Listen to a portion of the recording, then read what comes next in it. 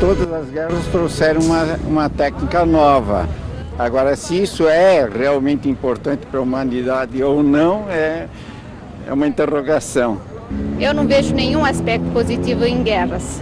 Ao contrário, o sofrimento que acarretou a muita gente é inevitável, inesquecível. O único que eu vejo é a diminuição da população por causa da fome mundial, né? Diziam antigamente que as guerras eram necessárias exatamente por isso. O que a guerra traz para os povos que vivem, né, essa catástrofe é o positivismo de uma reconstrução. O aspecto positivo é tecnologia. Quantas coisas foram desenvolvidas na guerra? Por exemplo, toda a eletrônica, radar. Hoje o radar serve para se proteger, para navegar, para voar. E foi inventado por causa da guerra. A guerra torna necessárias muitas invenções. Isto faz com que, à custa de energia despendida e investimentos elevados, a inovação tecnológica seja acelerada. Deste modo, o que seria produzido lentamente em tempos de paz, durante a guerra ocorre rapidamente. Muitas pessoas, portanto, pensam que existe uma positividade na guerra do ponto de vista do decantado avanço tecnológico. O projeto Manhattan, responsável pela construção da bomba atômica norte-americana, possibilitou uma reunião inusitada de cérebros considerados privilegiados. Consumiu doses incalculáveis de energia científica e grandes somas em investimentos. Daí para se pensar, a ideia da neutralidade da ciência é apenas um passo. Quantos dos cientistas do projeto Manhattan teriam refletido acerca do que a bomba atômica representava para o homem? Muitos deles acreditariam na ciência pura, acima dos homens, no avanço pelo avanço, na positividade do chamado progresso? Teriam refletido nos interesses presentes, nas razões de Estado? Teriam raciocinado a que e a quem estariam servindo? A ciência, como toda a produção humana, é inseparável dos interesses envolvidos na sua construção e também precisa ter um significado social. Precisa se reverter em benefícios para o homem, sob pena de contribuir para ampliar a destruição e a miséria da existência humana, como foi feito durante a Segunda Guerra Mundial. Setembro de 1939. A invasão alemã na Polônia surpreende o mundo pela rapidez com que arrasa o país. A tática devastadora das forças alemãs é conhecida como Blitzkrieg, ou Guerra Relâmpago. A Blitzkrieg se caracteriza pelo uso conjugado de blindados, artilharia e aviação. Tudo concentrado num só golpe para demolir o inimigo. Foi a evolução tecnológica, principalmente de tanques e aviões bombardeiros, que possibilitou o poder de fogo das Blitzkrieg. O investimento na tecnologia de guerra é um fator determinante na Segunda Guerra Mundial.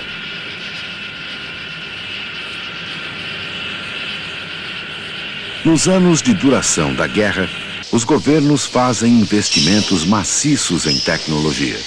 O saldo desses investimentos: 50 milhões de mortos.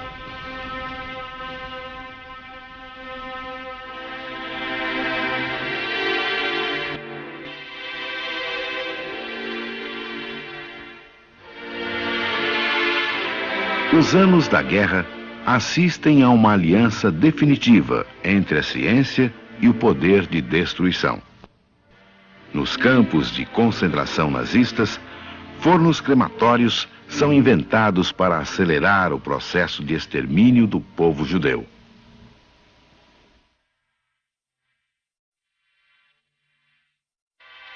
E em 1945, a tecnologia chega ao extremo do poder de destruição. Os Estados Unidos lançam a bomba atômica sobre o Japão. A ciência aliada à indústria bélica, já é capaz de extinguir a vida no planeta. Mas que ciência é essa cuja finalidade é destruir a vida?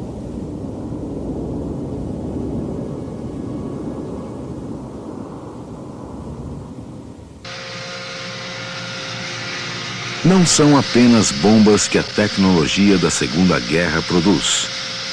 Diversas outras invenções influem nos rumos do conflito. A quantidade de vítimas e a grande variedade de ferimentos estimulam progressos na medicina. As operações militares norte-americanas em selvas e regiões inóspitas do Pacífico Sul impulsionam descobertas no tratamento de doenças tropicais. Durante a guerra, um dos principais problemas para ambos os lados é o transporte de combustíveis, armas e alimentos para as tropas. Por causa da extensão do território das hostilidades, muitas vezes o fronte fica a grandes distâncias. Uma solução inglesa para enviar combustível de seu país para o continente. Um oleoduto de 40 quilômetros de comprimento é instalado atravessando o Canal da Mancha. Milhões de litros de combustível são enviados diariamente da Inglaterra para abastecer suas forças do outro lado do canal.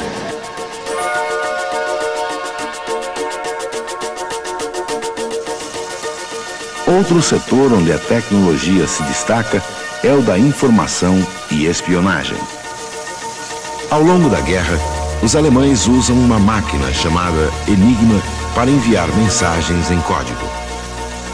Esta máquina é fundamental para se manter o sigilo dos códigos. Mas os ingleses inventam uma máquina decifradora, a Ultra.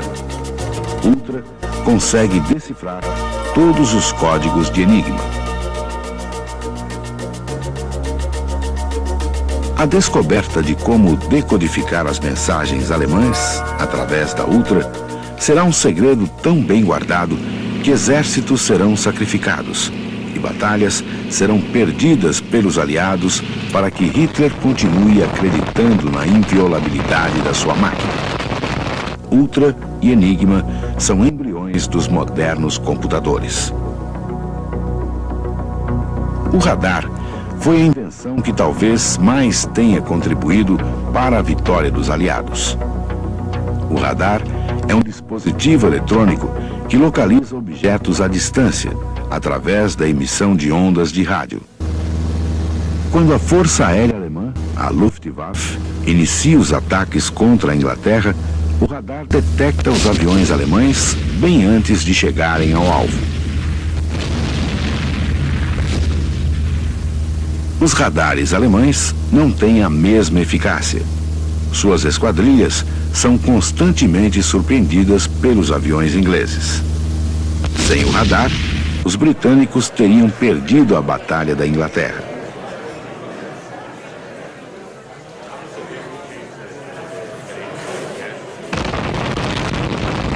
Toda essa tecnologia e essas invenções existem porque uma pesquisa foi realizada e capital investido em sua produção.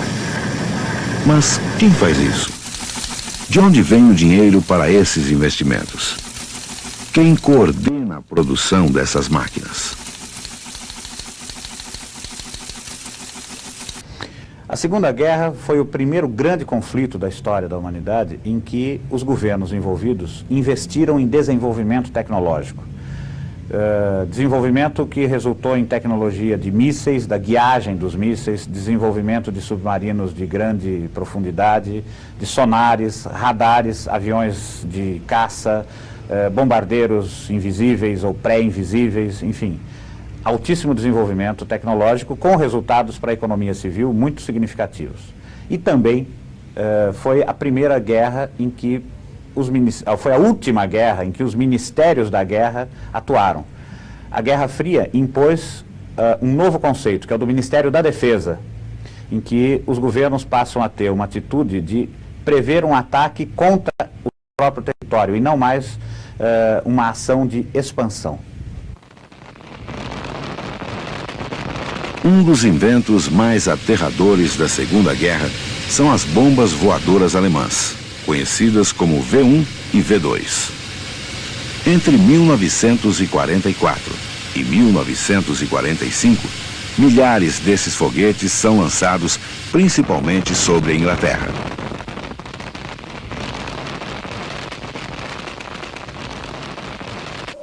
O inventor das bombas voadoras é o cientista alemão Wernher von Braun. Após a derrota da Alemanha em 1945, von Braun passa a colaborar com os Estados Unidos na preparação de mísseis intercontinentais carregados de bombas atômicas. Von Braun, um dos gênios do nazismo, torna-se um cientista a serviço dos Estados Unidos. Tudo em nome do que se chama neutralidade científica. Isso também acontece com o cientista italiano Bruno Pontecorvo, que após o final da guerra deixa a Itália e opta por trabalhar na União Soviética. Pontecorvo será considerado o pai da bomba atômica soviética. Wernher von Braun, Shiro Ishii, Bruno Pontecorvo são exemplos de homens que serviram as suas pátrias vencidas e foram aproveitados por nações vencedoras. E os ideais de democracia versus fascismo que separavam as nações durante a Segunda Guerra? Aonde foram parar? Parece que perderam o valor, ao menos para estes homens e para estes países. Tudo em nome de razões de Estado. Ou será que a ciência é realmente neutra? Será que ela está acima de todas as coisas como algo positivo por sua mera existência? Em nome da pretensa neutralidade científica e da crença no valor do progresso, foram criadas armas capazes de pôr em risco a existência da espécie humana, do gás CFC à bomba atômica. Tempos atrás, falou-se com entusiasmo em mais um artefato produzido no bojo da corrida armamentista, a bomba de nêutrons. Sua vantagem sobre outras do gênero é que só elimina vidas humanas, deixando intactas as construções. Um cientista é tão responsável por suas produções como qualquer cidadão comum. Necessita questionar sobre o que e a quem servem suas descobertas, as possibilidades de sua utilização e a relevância social que contém. No próximo bloco, o Projeto Manhattan. Milhares de cientistas trabalham na construção da bomba atômica. O grande teste no deserto do Novo México. Hiroshima e Nagasaki. O começo da era nuclear.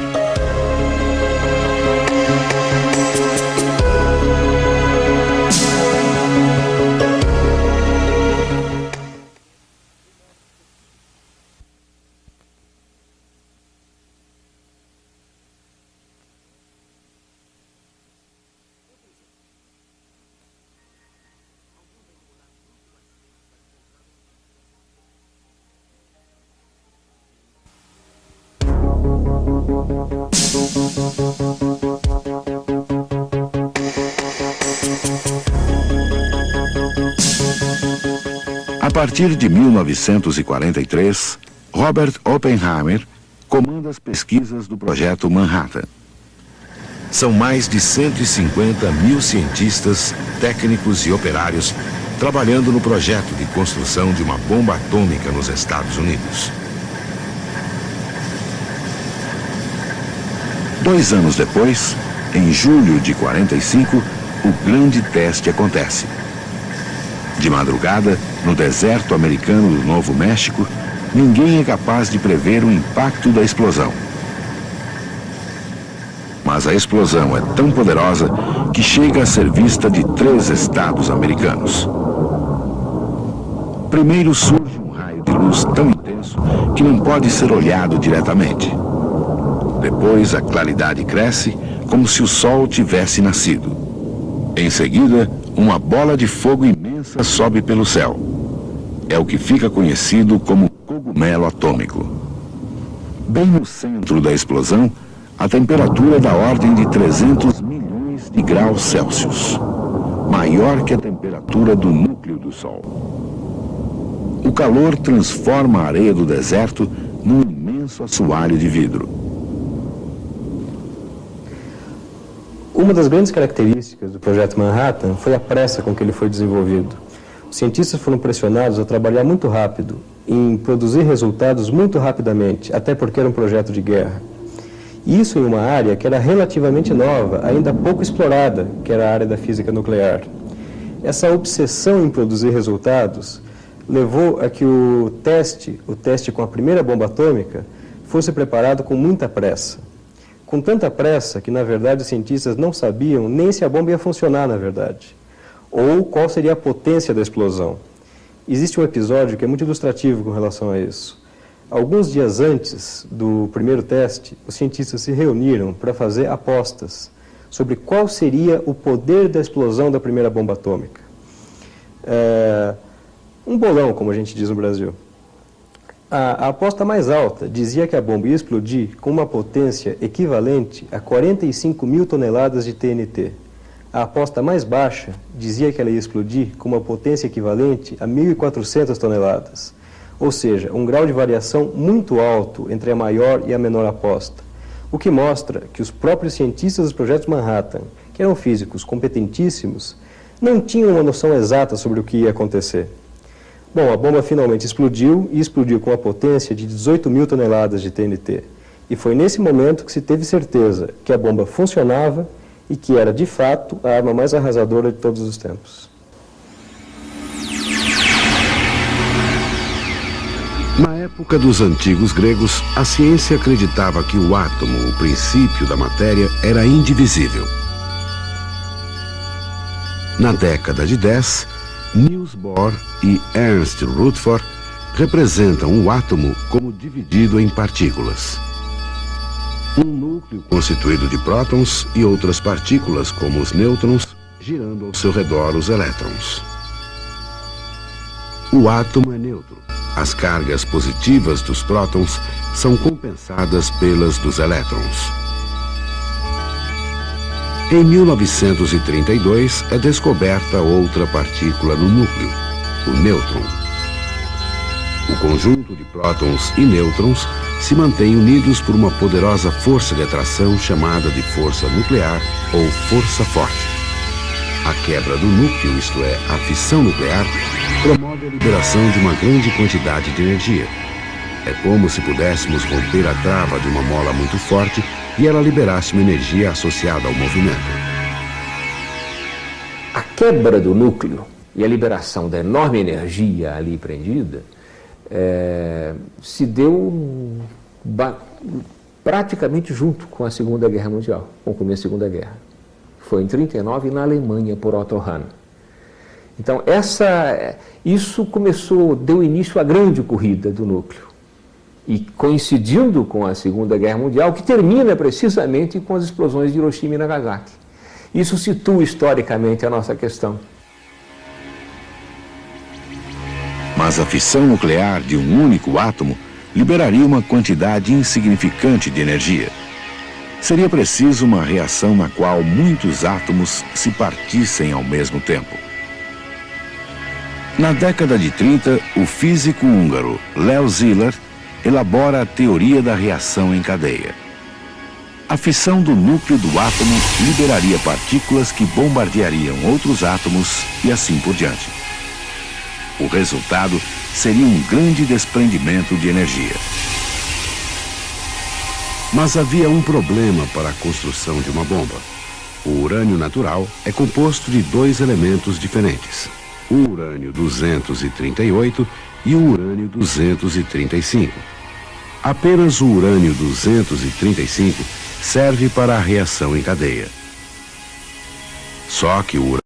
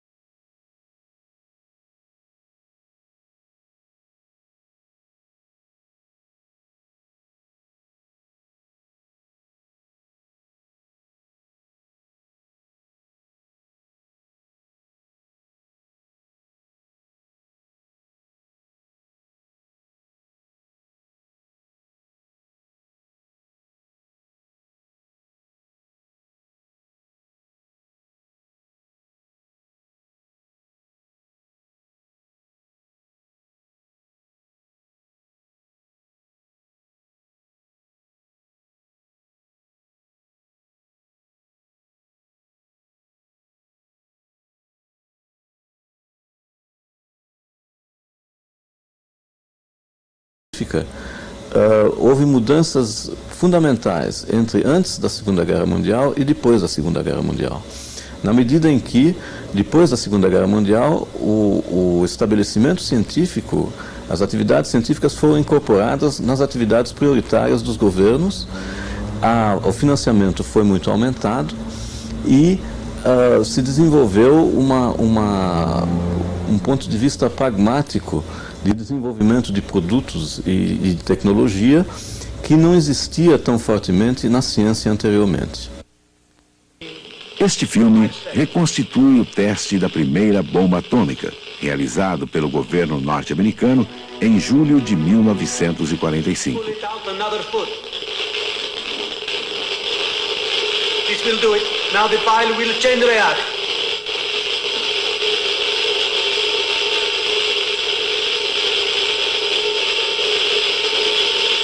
The pile has gone critical.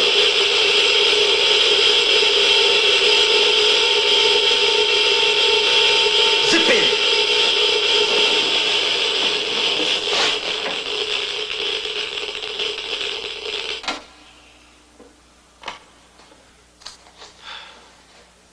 The pile is secure. Yes! Did you hear that? No more experiments. Now we start to produce.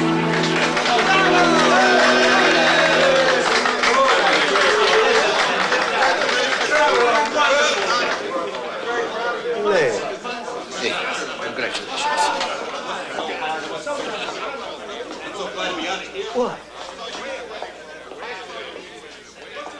What? This day will go down in history as a black mark against mankind.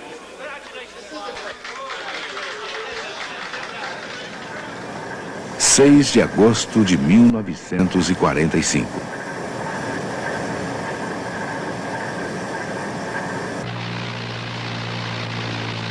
Um avião americano joga a bomba sobre a cidade de Hiroshima. Em poucos segundos, morrem perto de 80 mil pessoas. 70 mil ficam feridos.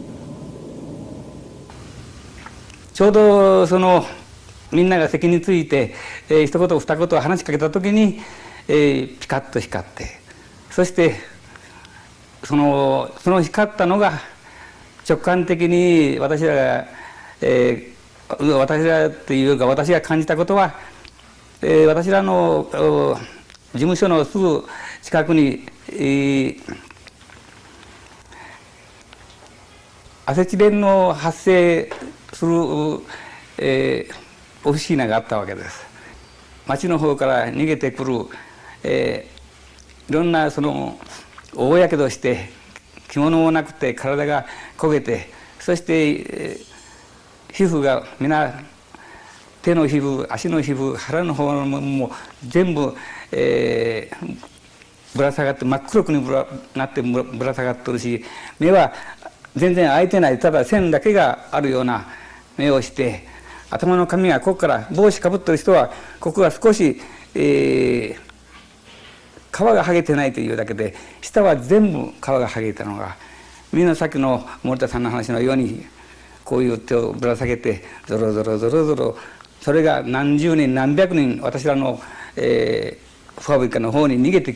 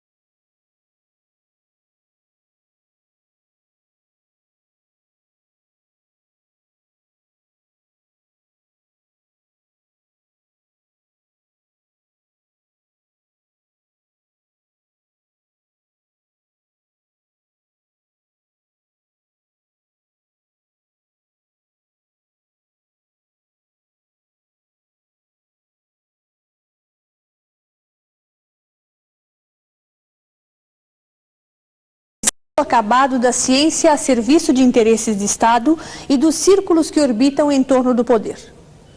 Que ameaça representaria o Japão ao término da guerra? Qual o poder de fogo dos kamikazes? Um país já destruído que tem cidades industriais escolhidas como alvo de 2 bombas atômicas e não uma. O tamanho do investimento do projeto Manhattan. São coisas que fazem refletir sobre as razões envolvidas na destruição de Hiroshima e Nagasaki. É a forma de encerrar um episódio que já pertencia ao passado, mas com um olho no futuro, voltado para a disputa Estados Unidos-União Soviética.